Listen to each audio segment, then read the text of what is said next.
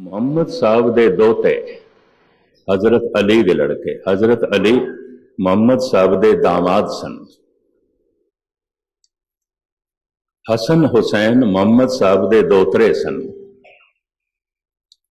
हुसैन छोटा सी, बहुत छोटा सी, अजे 6 साल का। नाने नूं कहन लगा, हजरत जिहड़ी फजर की नमाज तुसी पढ़दे हो ना, मैनू भी उठाना, मैं भी पढ़ांगा फजर अमृत वेले की नमाज। क्योंकि 5 नमाजा ने जिहड़ी सवेरे पढ़ते हैं उन्होंने फजर दी कहते हैं, फिर जोहर की नमाज, फिर असर की नमाज, फिर मगरब की नमाज। शाम को सूरज गरूब हो जाता है, अंधेरा हो जाता है, लाली छाई होती है, उस वक्त जिहड़ी नमाज पढ़ते हैं उन्होंने इशा की नमाज कहते हैं। बाकी 4 नमाजा मोहम्मद साहब का यह दोता पढ़ता सी, असर दी, जोहर दी, मगरब दी, इशा दी। अमृत वेले बेचारा सुता रहिंदा सी, छोटा बच्चा मासूम। ते किधरे इस मासूम बच्चे ने कह दिता, हजरत तुसी कहंदे हो फजर दी नमाज दी महिमा बड़ी है, अमृत वेले दी महिमा बड़ी है। धन गुरु रामदास जी महाराज कहने, हर धन अमृत वेले वत्ते का बीजया, भगत खाए खर्च रहे निखुटे ना। बड़ी बरकत है, बड़ी बरकत है। इनू शेख सादी साहब इंज बयान करते हैं, दुआ कुन बशबचों गदाया सोज, ईरानी सूफी संत। दुआ कुन बशबचों गदाया सोज, अगर में कुनी बादशाही बरोज। जे दिन दे समय तू बादशाहां की तरह जीवना चाहना है, तो रात दे चौथे पैर खुदा दे अगों मंगता बन जाया कर, भिखारी बन जाया कर। गदाया, गदागर, भिखारी। साधी कहन जो अमृत वेले फजर दे समय खुदा दे अगों भिखारी नहीं बनते, दिन दे समय वो बादशाहां की जिंदगी नहीं व्यतीत कर सकणगे, रोंदे पिटते रहणगे, चिल्लांदे रहणगे। दुआ कुन बशबचों गदाया सोज, अगर में कुनी बादशाही बरोज। इस मासूम बच्चे ने कहा, तुसी इतनी महिमा दसदे हो, फजर दी नमाज मैं भी पढ़नी। भावें मोहम्मद साहब ने आख्या तू अजे छोटा है, कोई नहीं, तेरी 4 नाल भी गल बनेगी। जिद की थी, उन्हें आख्या नहीं, मैनू घाट महसूस होती है, वो मैं जड़ी एक नहीं पढ़ता, हद हो गई। मुसलमान 5 वक्त पढ़ते हैं, सिख नूं 2 वक्त का सत्संग है, 2 वक्त वास्ते भी टाइम कोई नहीं। बच्चे ने इतना जोर दिता, आख्या हजरत मैनू जरूर फजर दी नमाज दे समय उठाना है, तुसी उठाना है, तुसी मैनू नाल लैके जाना है। उस वक्त अंधेरा भी होंदा है, कल्ला बच्चा पै खांदा है, तुसी लैके जाना है मैनू। अश्क बार अखा सन, बच्चा रवांदा जिहा हो गया। मोहम्मद साहब नूं तरस आया, अच्छा बेटे मैं तेनू उठावांगा, नाल ले जावांगा। सवेरे उठाया, खुद उजू कीता है, मोहम्मद साहब ने, बच्चे ने भी कीता है। ये 5 इशनाना करते हैं, हाथ पैर मुंह धोना, कन धोने, वुजू। बच्चे ने भी वुजू किया, नमाज पढ़ी, रस बड़ा आया। अमृत वेले की अपनी महिमा है। हर धन अमृत वेले वत्ते का बीजया, भगत खाए खर्च रहे निखुटे नाए। ये बहुत कुछ धन गुरु ग्रंथ साहब जी महाराज की बाणी, भाई गुरदास जी की रचना और नंदलाल तो इत्थे तक कहते ने, बेदारी अस्त जिंदगी ऐ साहिबान शौक, गोया हराम करदम आइंदा ख्वाब सुबह। गोया उन्होंने तखल्लुस है नंदलाल का। भाई साहब कहते ने, जिस मनुख ने किसे एक दिन वे अमृत वेले जाग के नाम जपे, उन्होंने ये समझ आती है, अज तक जो मैं अमृत वेले सुता रहा हराम सुता रहा, मेरा सोना सारा हराम से, हलाल नहीं सी, गोया हराम कर दम। इतनी वड्डी ताड़ना भाई साहब भाई नंद लाल। बच्चे नूं रस आया है, चंगी फिजा दे चंगे माहौल दे पल रहा सी।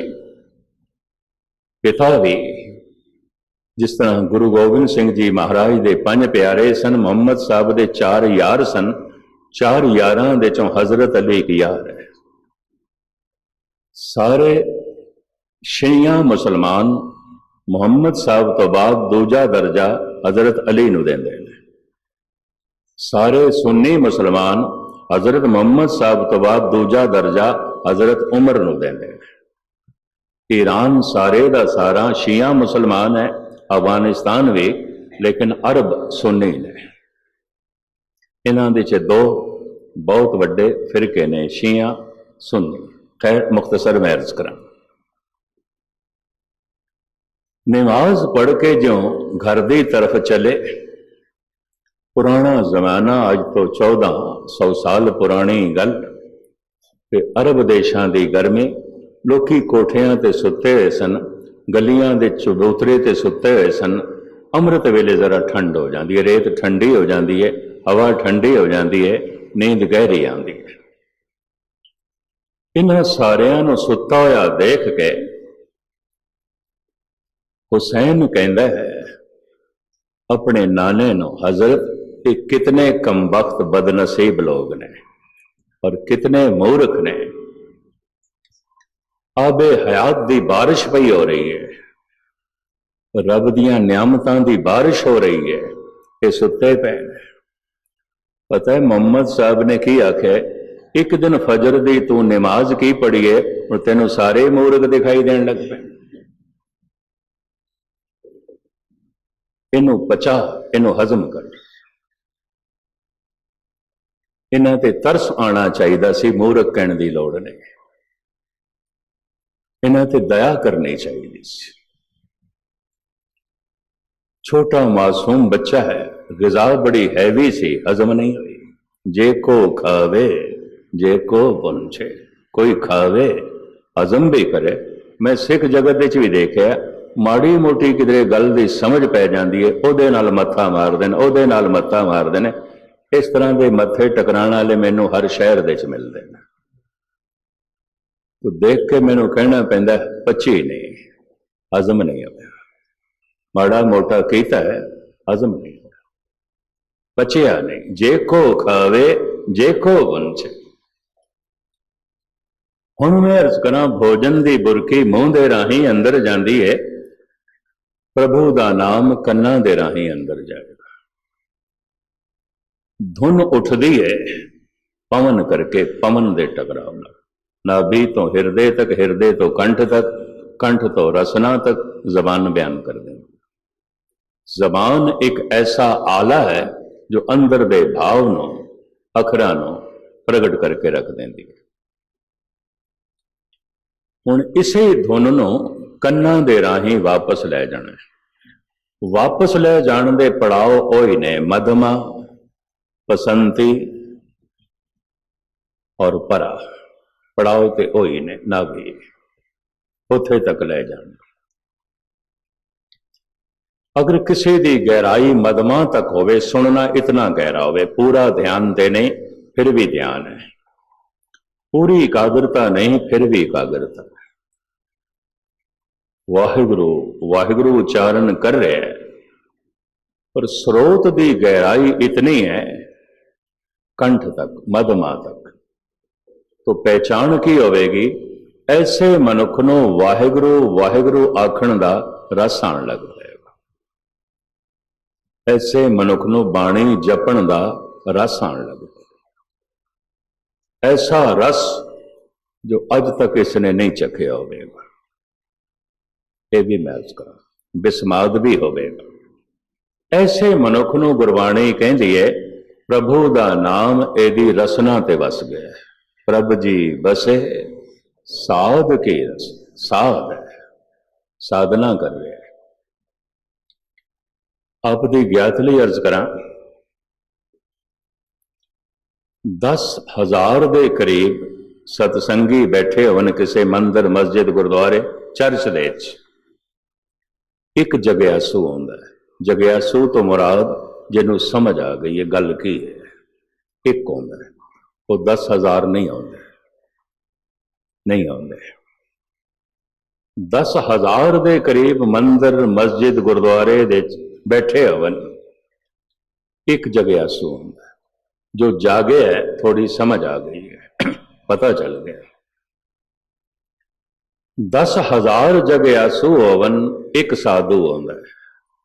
साधु जिन्हों रस आन लग पे, चल पे, मेरा जागया ही नहीं, कुछ पेंडा तय कर ले,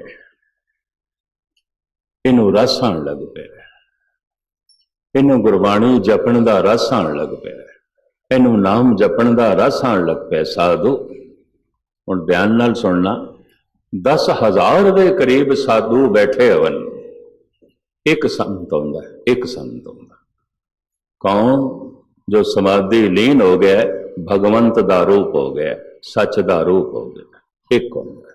ਇਸ ਤਰ੍ਹਾਂ ਕੋਈ ਕਰੋੜਾਂ ਚ ਇੱਕ ਆਉਂਦਾ। ਕੋਟਨ ਮੇ ਨਾਨਕੋ ਨਾਰਾਇਣ ਜੈ ਜੀ। ਪੰਜਾਬ ਦੇ ਤੇ ਇੱਟ ਪੁੱਛੋ, 10-10, 20 ਸੰਤ ਨਿਕਲਦੇ, ਹਰ ਪਿੰਡ ਦੇ 10-10, 20। ਮੈਂ ਇੱਕ ਦਫਾ ਫਿਰ ਅਰਜ਼ ਕਰਾਂ, 10,000 ਸਤਸੰਗੀ ਬੈਠੇ ਹੋਣ, ਇੱਕ ਜਗਿਆਸੂ ਆਉਂਦਾ, ਸਾਰੇ ਨਹੀਂ ਆਉਂਦੇ। ਤੇ 10,000 ਜਗਿਆਸੂ ਹੋਣ, ਇੱਕ ਸਾਧੂ ਆਉਂਦਾ। 10,000 ਸਾਧੂ ਬੈਠੇ ਹੋਣ, ਉਹਨਾਂ 'ਚ ਇੱਕ ਸੰਤ ਆਉਂਦਾ, ਬਾਕੀ ਨਹੀਂ ਆਉਂਦੇ, ਬਾਕੀ ਨਹੀਂ ਆਉਂਦੇ। ਸਾਧ ਨਾਮ ਨਿਰਮਲ ਤਾਂ ਕੇ ਕਰਮ, ਉਹਦੀ ਰਸਨਾ ਤੇ ਪ੍ਰਮਾਤਮਾ ਵਸ ਗਿਆ। ਪ੍ਰਭ ਜੀ ਵਸੇ ਸਾਧ ਕੀ ਰਸਨਾ, ਉਹਨੂੰ ਸਵਾਦ ਆਉਣ ਲੱਗ ਪਿਆ। ਇਹ ਸਵਾਦ ਇਸ ਨੂੰ ਵਾਪਸ ਤੇ ਨਹੀਂ ਮੁੜਨ ਦੇਗਾ। ਹੋ ਸਕਦਾ ਹੈ ਅੱਗੇ ਜਾਣ ਦੇ 'ਚ ਔਖਿਆਈ ਹੋਵੇ, ਕਿਉਂਕਿ ਚੜਾਈਆਂ ਨੇ, ਅੱਗੇ ਚੜਾਈ ਹੈ। ਜਿਹਨੂੰ ਕਬੀਰ ਇੰਜ ਕਹਿੰਦੇ ਨੇ, ਜੈ ਮਾਰਗ ਪੰਡਤ ਗਏ, ਪਾਛੇ ਪਰੀ ਬਹੀਰ, ਇੱਕ ਔਗਟ ਘਾਟੀ ਰਾਮ ਕੀ ਤੇ ਚੜ ਰਿਓ ਕਬੀਰ। ਇੱਕ ਵਿਖੜੀ ਘਾਟੀ ਤੇ ਮੈਂ ਕੱਲਾ ਹੀ ਚੜ ਰਿਹਾ, ਨਾ ਮੇਰੇ ਅੱਗੇ ਕੋਈ, ਨਾ ਮੇਰੇ ਪਿੱਛੇ ਕੋਈ। ਨਿਵਾਣ ਦੇ ਚ ਜਿਸ ਪਾਸੇ ਚਤਰ ਚਲਾਕ ਬੰਦੇ ਚੱਲ ਪਏ ਨੇ, ਬੜੀ ਭੀੜ, ਬੜੀ ਭੀੜ। ਪਾਣੀ ਨਿਵਾਣ ਦੀ ਤਰਫ ਆਪਣੇ ਆਪ ਜਾਂਦਾ ਹੈ। ਲੋਭੀ ਬਣਨ ਲਈ, ਕਾਮੀ ਬਣਨ ਲਈ, ਹੰਕਾਰੀ ਬਣਨ ਲਈ ਕੋਈ ਕਿਤਾਬਾਂ ਪੜ੍ਹਨ ਦੀ ਲੋੜ ਨਹੀਂ, ਕਿਸੇ ਤੋਂ ਪ੍ਰੇਰਨਾ ਲੈਣ ਦੀ ਵੀ ਲੋੜ ਨਹੀਂ, ਮਨੁੱਖ ਆਪੇ ਹੀ ਹੋ ਜਾਂਦਾ, ਆਪੇ ਹੀ ਹੋ ਜਾਂਦਾ। ਪਾਣੀ ਨਿਵਾਣ ਦੀ ਤਰਫ ਆਪੇ ਹੀ ਜਾਂਦਾ। ਛੜਾਣਾ, ਪ੍ਰੈਸ਼ਰ ਦੇਣਾ ਪਏਗਾ, ਉਂਝ ਨਹੀਂ ਜਾਏਗਾ, ਨਹੀਂ ਜਾਏਗਾ।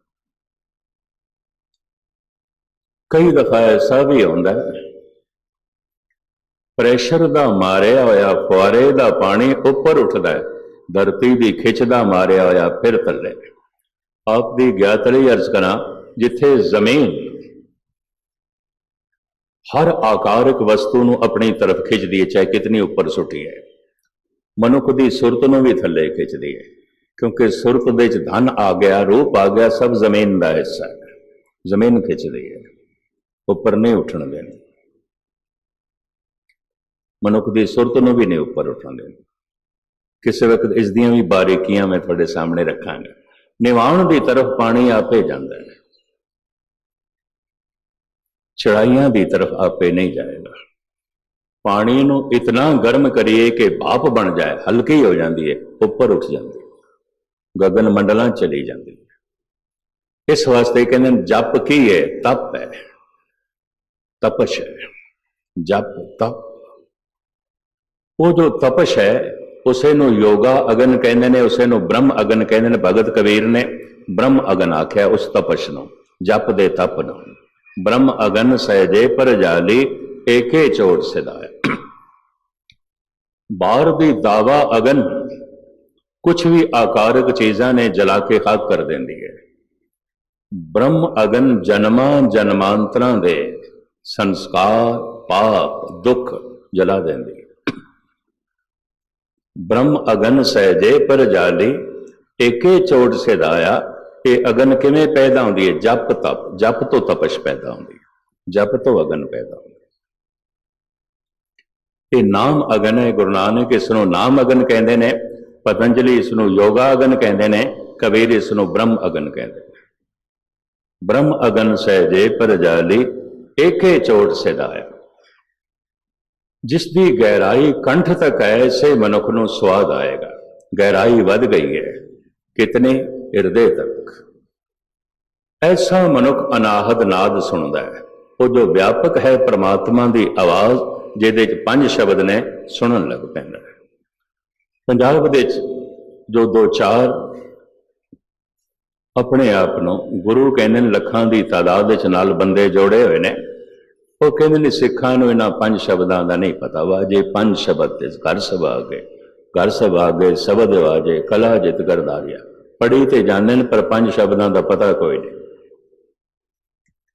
ਔਰ ਬਹੁਤ ਸਾਰਿਆਂ ਨੂੰ ਵਰਗਲਾ ਕੇ ਆਪਣੇ ਨਾਲ ਜੋੜਿਆ ਹੋਇਆ, ਗੁਰੂ ਗ੍ਰੰਥ ਸਾਹਿਬ ਤੋਂ ਤੋੜਿਆ।